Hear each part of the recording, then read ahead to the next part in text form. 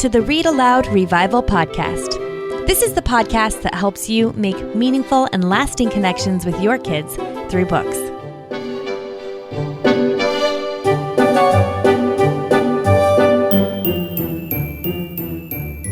Hello, Sarah McKenzie here. This is episode 123 of the Read-Aloud Revival podcast. Glad to have you with me today. I'm very excited to introduce you to the author of some books that I just love. Today's guest is Arnold Ytreeide, and the book we're going to be talking about is perfect to read aloud these coming days leading into Easter. Before we get to the episode, though, I'm going to answer a question from one of our Read-Aloud Revival listeners, Jamie. I just read the Read-Aloud Revival and was super inspired and immediately started implementing many of your suggestions. But I ran into some questions, one of which is about choosing age-appropriate read-alouds. I have 3 children, ages 5, 2, and 7 months.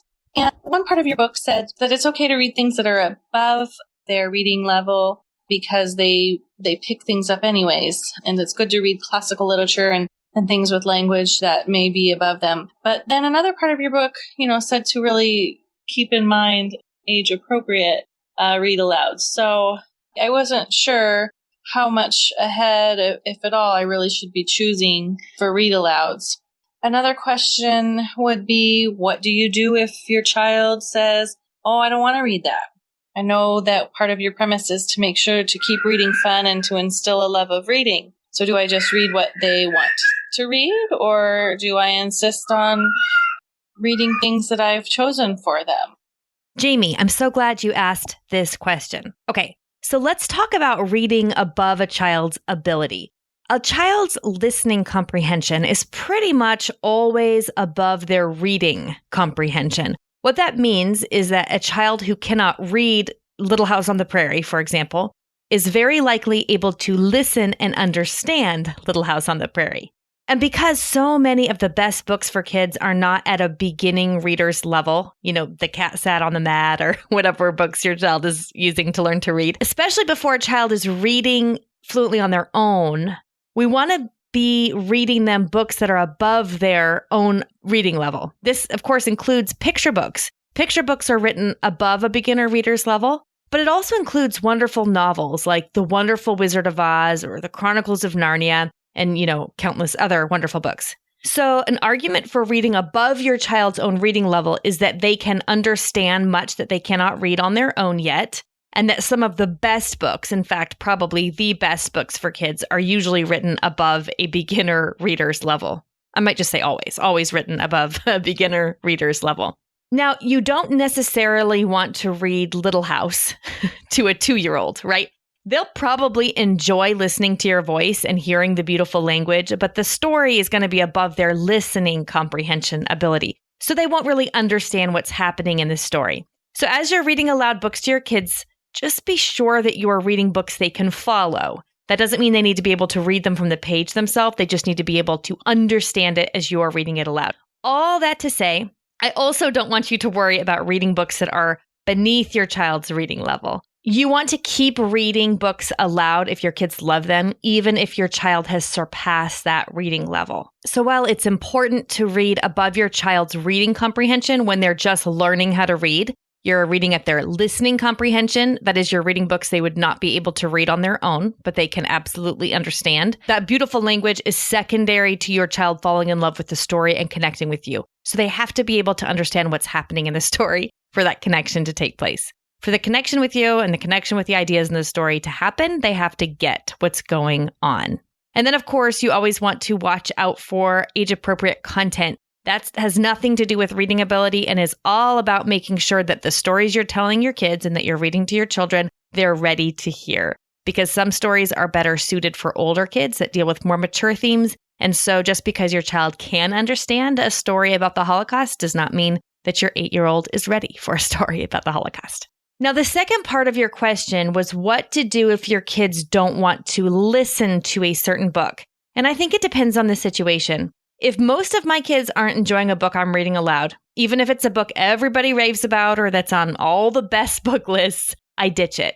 Really, there are too many wonderful books out there, and we want our read aloud experiences to be infused with love and warmth and happy memories. So I would say that the first and most important part of reading aloud is connection. So if you have a child who just detests whatever you're reading, who groans when it's a read aloud time and begs you to quit, you may want to choose something else. We never want read aloud time to feel like a chore or a school assignment. We actually want the opposite of that.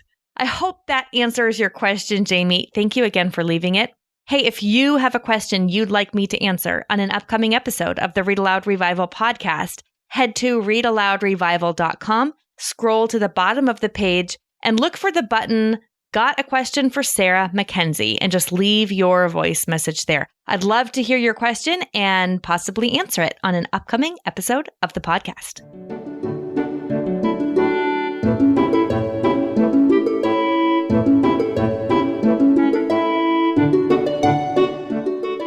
You may have heard me rave about the Christmas series by Arnold Ytreeide, including Jotham's Journey, Bartholomew's Passage, Tabitha's Travels, and Ishtar's Odyssey. Those are intertwining adventures. They are set in the world into which Jesus was born. And today we're going to talk about a book by the same author, Arnold Ytreeide. This one is called Amon's Adventure, and it's Arnold Ytreeide's Easter story. So Amon's Adventure is about 13-year-old Amon who enjoys playing with his friends, but he's also ready to join his father in the temple court where only men are allowed. And he's eager to be considered a man. So Amon struggles to divide his time between his friends and his duties to his family and his faith. But then his father is accused of a terrible crime. And so Amon willingly sacrifices his childhood ways in order to save his father's life. And along the way, he sees the jubilant crowds that gather on Palm Sunday. He outwits the Roman soldiers that planned to kill both his father and Jesus. And he hears the Messiah address the angry crowds. He's present during the daring betrayal of Judas Iscariot, and he witnesses the ultimate sacrifice made on Good Friday. This is a powerful, adventurous story that is going to help your family make Lent and your preparations for Easter very meaningful and transformational. So before I bring Arnold Ytreeide on, actually, I want to read a little something from the very, very beginning of Amon's Adventure. This is a note to parents and teachers. I think it will orient you toward what these books can do in your family. No matter how you look at it, the Easter story is a tough story for kids. In the final analysis, it is a positive story, of course, a story of ultimate love. In fact, it's the most positive event ever written about. But before we can arrive at that end, we must endure the means God used to get us there. A betrayal, an arrest, a beating, and the cruelest of deaths. The resurrection of Jesus is the catharsis to this story, the place where all our pain and grief and anger are firmly resolved into complete victory over all that is unfair and unjust. But the journey to get to that point can be mighty painful. Matthew, Mark, Luke, and John make us fall in love with Jesus. And then he's murdered. It's just a tough story for kids, but it's a true story and a story full of truth. So it's a story kids need to understand. When I sat down to write this book, I struggled with how to present the story of Jesus for a wide range of ages in a way that would inform but not traumatize children. My answer to that dilemma is Amon's Adventure. Stories are built on drama, though, and drama is based in conflict. And sometimes conflict is upsetting to children. While there is no graphic violence on screen in this story, the plot does lead us through some very scary territory. So if you have a child who is very young or particularly sensitive, I urge you to pre-read each chapter and leave out any parts you feel would be too frightening to him or her. Still, Amon's Adventure is a story with meaning at many levels, more probably than even I am aware of.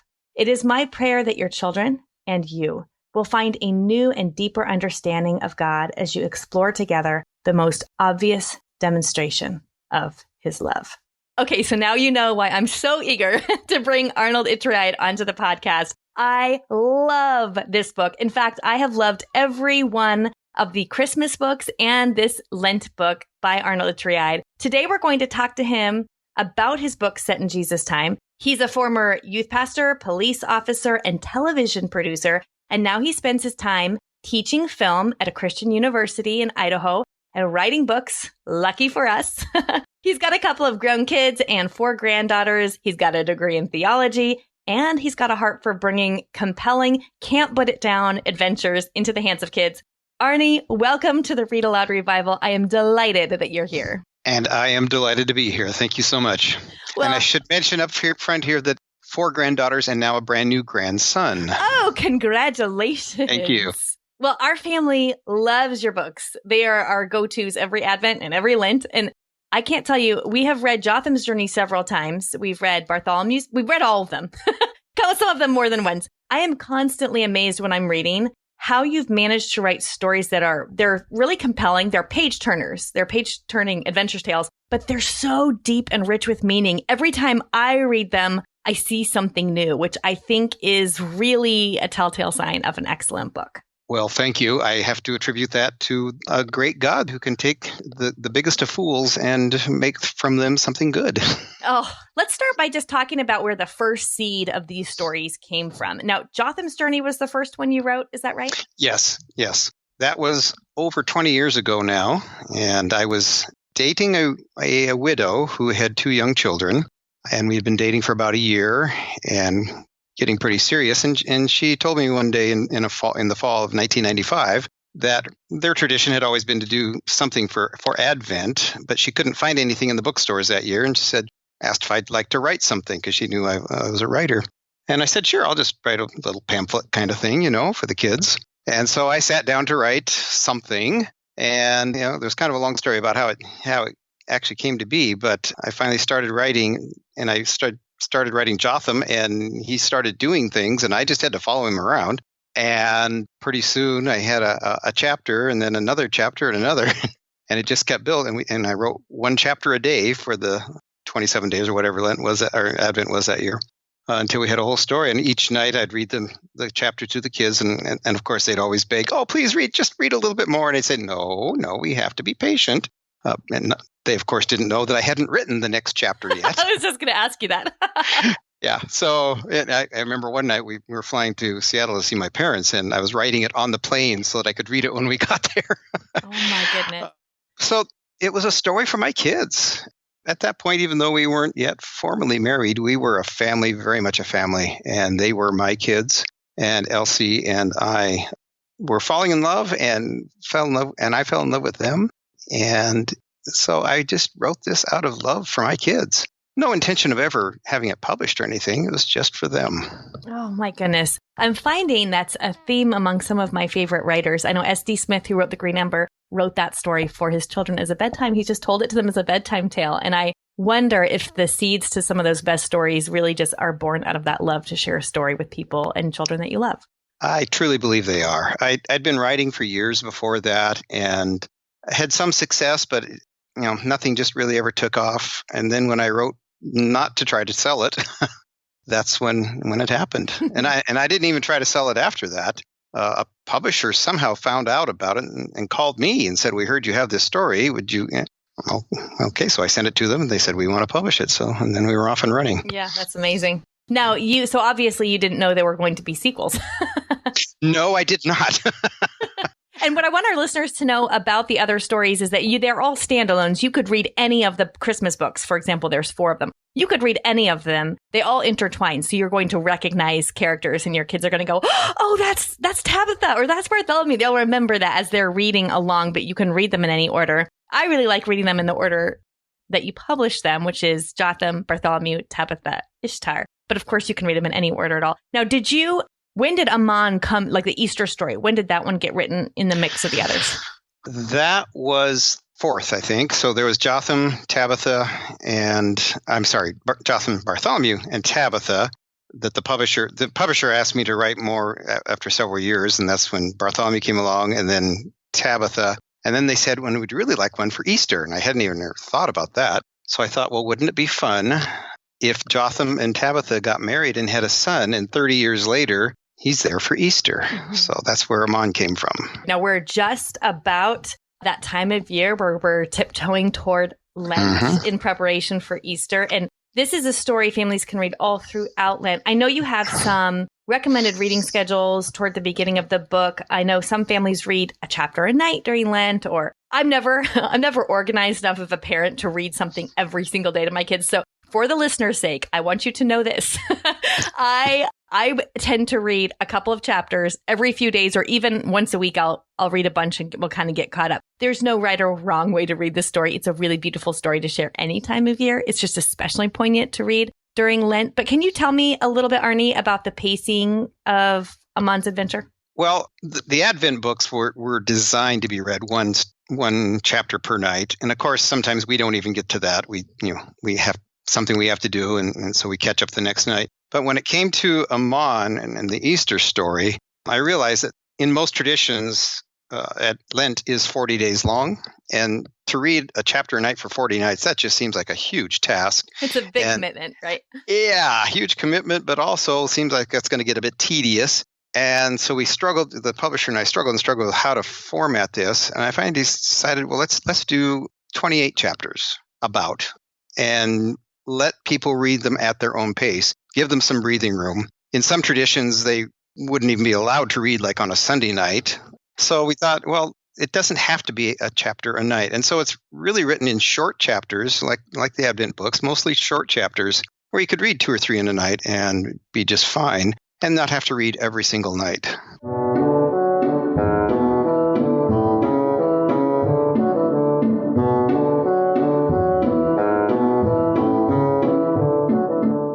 Can you tell me about research? What did that look like? Oh, I love research. That's one of my favorite parts of the process is the research. When you write a contemporary book, I write a series of Christian books for preteen boys, and those are all set in the present. So I can just sit down and write those, talking about how to use a cell phone and all that. But when you start writing anything, period, it takes a lot of research because you'd be amazed how many details there are that you have to find out the truth of. What kind of fabric were on the couches? Did they have couches? Yeah. What kind of animals did they have? How did they interact with it? And on and on and on and on. And so research is really one of my favorite parts. It actually started back in 1980 when I was a police officer. I was single, and I rarely took vacation, so I had a lot of vacation. And my pastor called up and said, "Hey, I'm going to Israel next week. You want to go?" And I said, "Sure."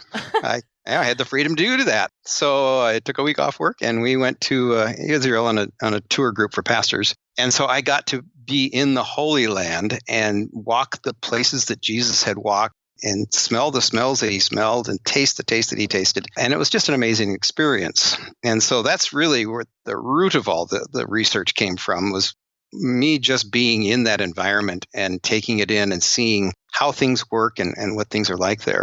When it came down to writing these specific books, it just takes a lot of research it used to be mostly in libraries when this was written. Of course, today we could do some on the internet, usually not quite as in depth. But I bought every book I could find on the life and times of Jesus and what it was like to live in those times. As I was writing, I would come up with an idea, or I'd say, and Jotham stopped and played a game, or Amon stopped and did this, and I'd have to go research. Well, what kind of game did they play? Did they play games? Yeah. So tremendous amount of research in it, but and that's what I just love. I love finding out how people lived.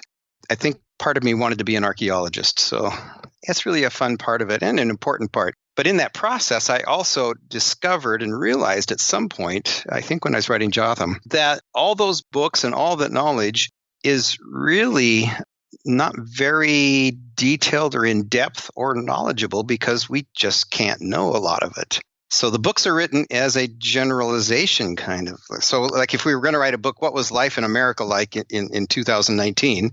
Well, kids are like this and adults work at these kinds of jobs and so forth. But that's a big generalization. If you look at any individual American, that's not who I am. I live a very different life from everybody else. And so there was room there, I realized, a little bit of wiggle room to invent some things and suppose some things. And so my rule became, as long as something is plausible, I don't care that I have absolute factual information that it happened or was that way, as long as it was plausible. And so that's where I think my writing really took off in the details. I could kind of place onto the historical other eras, including today. The first 4 books are about 10-year-olds, and Amon is about a 13-year-old. And I really struggled for a long time with what did a 10-year-old act like in Bible times, in Jesus times. And I researched and could not find any kind of answer to that question. How do I know how to write a 10-year-old? And then suddenly it dawned on me one day, because I've traveled all over the world in my TV work, I've been in many, many different cultures. And it dawned on me one day, a 10-year-old in Hungary or Czechoslovakia at that time acts exactly the same way as a 10-year-old in America. 10-year-old brains develop in the same way, no matter when it is.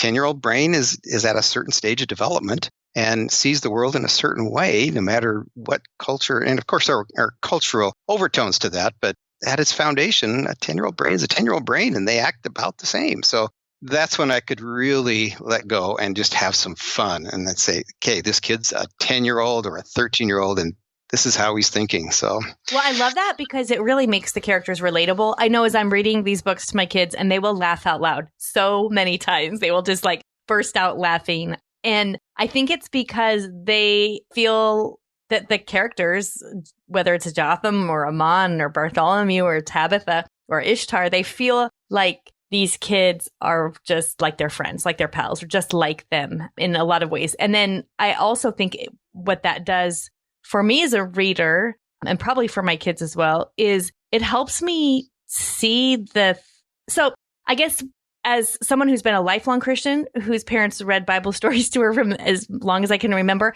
sometimes I fall into this terrible habit that I'm sure a lot of us do, of hearing the stories and you just hear them and go, yeah, yeah, yeah. You know, like I've heard this story a million times. And so you kind of lose some of the magic's not the right word, but some of the mystical elements of the story, or realize this is amazing. This whole Jesus turning water into wine bit is kind of a big deal.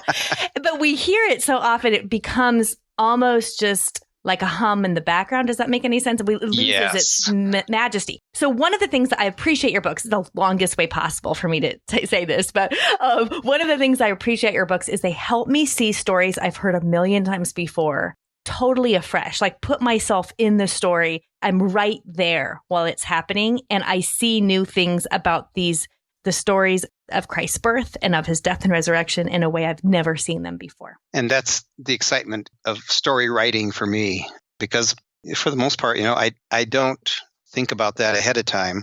The characters just start taking off and doing things and seeing things, and I'm writing about it and saying, oh, wow, that's really cool. I didn't know that. Now, have you always been a writer? Yes.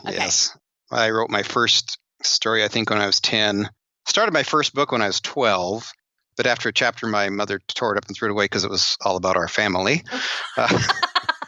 All about our family. Right. Made my first film when I was 10. And by the time I was in high school, I saw the impact of storytelling on people. Instead of writing a report for my history class, I made a film and showed the film in class, and the lights came on and the teacher was sitting there just bawling. And that's not too amazing, except that the teacher was also the football coach and one of the meanest guys around. Wow. And that's when I realized this is what I want to do for a living. I want to tell stories because they have such power. Well, I want to talk about that, actually, that transformative power of story, that power that a story has, because I think we know instinctively that stories meet us in a place that lessons or didactic, lectures or whatever can't. But I'd love to hear from you any thoughts you have on how reading stories like Amon's Adventure or any story really can shape a child's faith. I think it's obvious to most of us that reading is important. And reading aloud that's just a given in our family. We read aloud to our grandchildren now every day, every single day, and their parents do. Stories and reading to kids have such a power to lay a foundation for them on what to think, how to think, to a certain degree what to believe, but at least what possibilities of believing are out there. And for us to read a story to a child or stories over the course of time builds up that foundation for them. I don't think we can look at it like I'm pouring my beliefs into their head, telling them what to believe, shaping them to believe exactly what I believe, but at least showing them what I believe and what the possibilities out there, because they're going to be fed lots of possibilities from lots of different sources, stories of every kind from every direction. If we don't fill their brains with some of the good stories and the stories that we think have value and teach good lessons and ethics and morals, but of course also religious lessons, if we don't have those in there, then they don't have those to draw on when they're faced with other stories and trying to decide what it is that they're going to believe for their lives. So it's such an important foundational thing. And from day one, we start reading to our kids and now our grandkids every single day, just about, unless it's just not possible. And we, of course, we don't just read Christian stories. We read good stories with a good lesson, a good moral to them. But of course, a lot of what we read are Christian education as well. Well, that's something I actually really love about just the power of story itself, is even if a story is not overtly Christian, because God is the author of our story, it ends up being, I just feel like all these stories have the power to meet us in this greater story that we're a part of and help us see God in a fresh way. Absolutely. And my wife's favorite Christian movie is Seabiscuit, because it takes 3 very broken lives and they find redemption at the end. And she sees it as such a great metaphor for the Christian story. I have never seen it, but it is going to the top of my queue. It is one of our favorites. And at the end of the story, there's such hope in it and such amazing transformations. And so I agree with you that just positive stories are very valuable to kids. And of course, stories like the ones I wrote for my kids also can help teach a lesson. Yeah, absolutely. And I think a word that just jumped out at me that you just said was hope there, because I know I've talked about this before in the podcast, that all really good stories for children do leave our children with a sense of hope. And I think that's why, now that you say it that way, I'm sort of making a connection in my mind that stories have this profound effect on our faith life, because we are a people of hope. And so if the stories are nurturing that sense of hope, then our faith life grows stronger all the while. Yes. And stories can be such good, safe examples to kids of people going through very tough situations, very tough times, and the hope that can lie at the end of that, no matter what the circumstances. There's even some research going on now and some evidence that the story structure is built into us, and that's how we respond to the world in a story structure fashion. People respond to story. The example I give to my students is, when I'm trying to explain the power of story to them, the example I give is, just think about Sunday morning when you're sitting and listening to the sermon, and then all of a sudden the pastor says, "Let me tell you a story." And now I'm going to listen. Yes. Now you have my attention. Yeah. And story is used in advertising. It's used in sports games. When we're watching NFL football, they're telling a story. They're not just showing a game. They're telling a story, because we as human beings are built on story. Jesus worked with story all the time in all different fashions. And that's how we're built.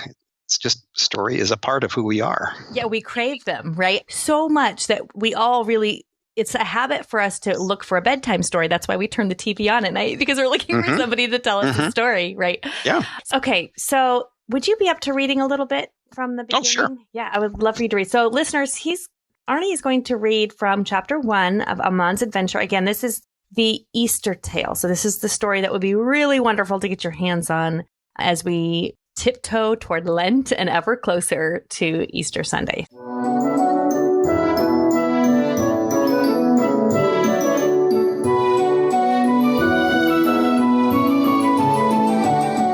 A shadow moved across the stone wall of the stable.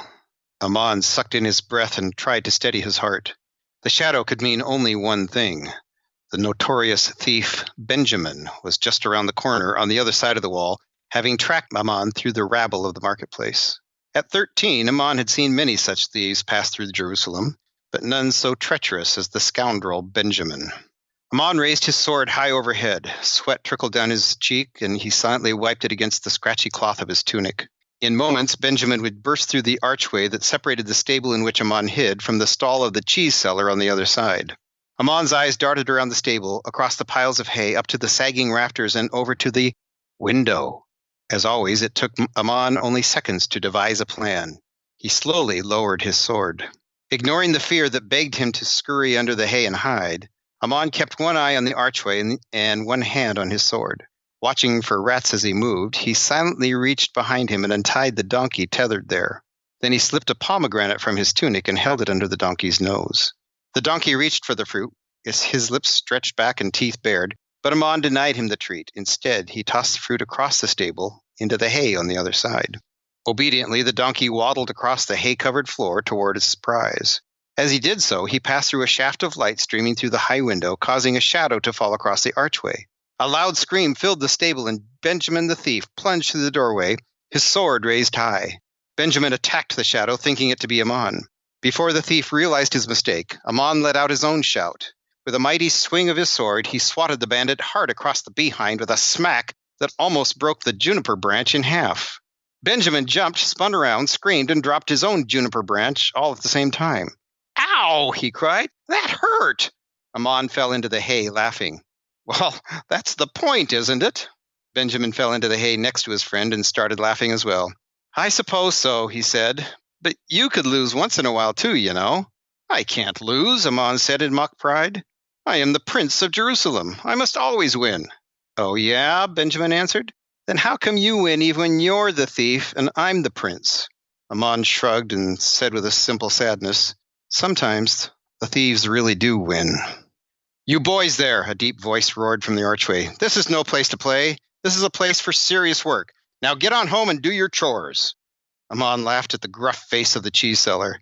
"You know full well, Josiah, that if you weren't so busy, you'd be playing princes and thieves yourself." "I would do no such thing," the cheese seller roared. But then he broke into a grin and added, "I'd be playing King's Ransom, if anything." They all laughed. Then Josiah went back to his cheese selling, and Amon tied up the donkey. As Amon and Benjamin walked out through their friend's stall, Josiah tossed them each a taste of cheese and waved goodbye. Amon loved living in Jerusalem. His parents had moved here when he was 5 in order to find him the best possible teacher for his Torah lessons. That was 8 years ago. 8 years to learn every alley and cistern and tunnel and crooked street in the great city. And they walk toward home. I'm going to skip ahead here just a bit. And Amon sees the temple and is called in his heart to go there to worship again, as he's allowed to now that he's 13 and been declared a man. So he goes to the court of Israel, which is the inner part where only the men can go. Of course, being just a common Jew, Amon could go no further. Only the priests and Levites could actually enter the temple. Anyone else who tried, anyone who actually saw God inside, would die instantly. But still, to be this close to God and in the company of many other Jewish men who stood around debating the law or praying or offering sacrifices was a thrill that always made his heart sing. On his first visit here, Amon had brought with him a lamb as a sacrifice for his sins. Today he had only prayers to offer. These he said slowly and deliberately, once again asking God for the wisdom of a man and the knowledge of a priest. It was in the middle of these prayers, and amidst the noise of 1,000 other men saying their own, and the clamor of sacrifices being made on the altars above, that Amon first saw him, a thin man with a crooked nose and big, dark eyebrows. 3 times during Amon's prayers, when he'd happened to look up at the altars at the top of the stairs, he caught the strange man staring at him. Each time their eyes met, a chill went down Amon's spine. It made him feel like he was a child alone in a dark and scary place. The temple had always been a refuge, a place of safety. But with the eyes of the thin man drilling into him, Amon felt afraid and vulnerable. The man was up to something, Amon could tell, and he was sure it was nothing good.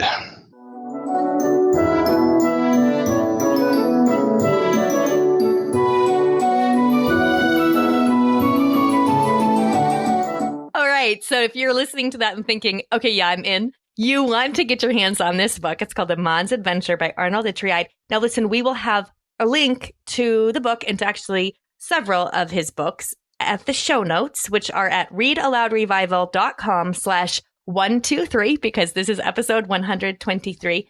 There are also some special features about Amon's Adventure, including some drawings and photos and something I think is especially helpful, audio pronunciation of some of those tricky names. So I'm going to have links to not just the books, but also to where you can find those special features on his website. And we'll also have links to anything else we talked about today. Hey, before we wrap up, Arnie, there's one question I forgot to ask you, and I was reminded of it while you were reading, which is King's Ransom. I want to know if that's a real game. I have had that question so many times. In fact, I got 3 emails last week from parents asking, what are the rules for King's Ransom? There is a game out there called King's Ransom that was just developed about 5 years ago that has nothing whatsoever to do with this. So it's not that. I honestly can't remember if that's a name I came across in my research or if I just made it up. But either way, there is no real game, although I'm going to make one now because I've had so many questions about it. Definitely make one. That would be so fun. Okay, we'll get to work on that. Arnie, thank you so much for being with us today. This has been such a treat to talk to you.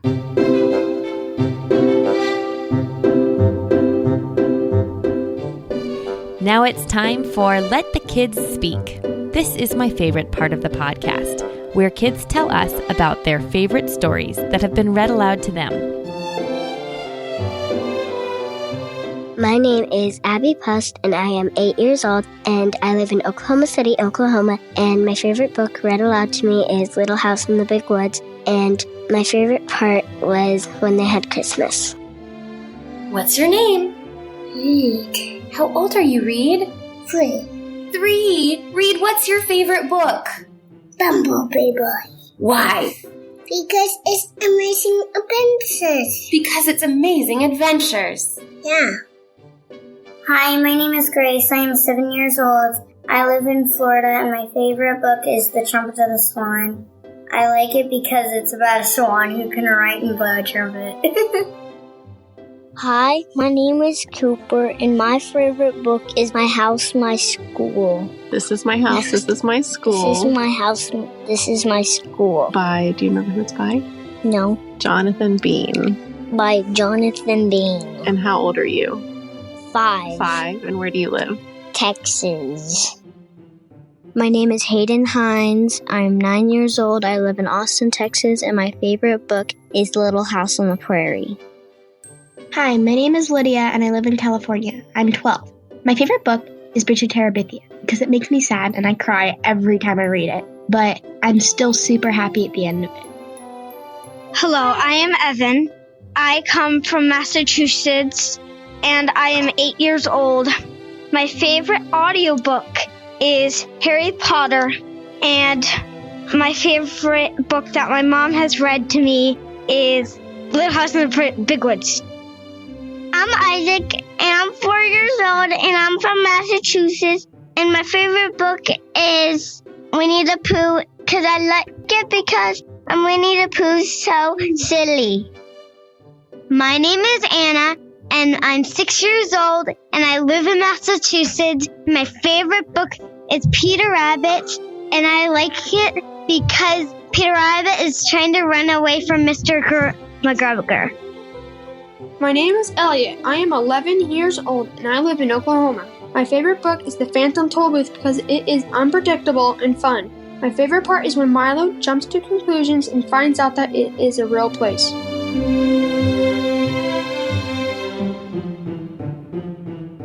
All right, that's it for today. That's episode 123 of the Read-Aloud Revival, and I will be back in 2 weeks with another episode for you.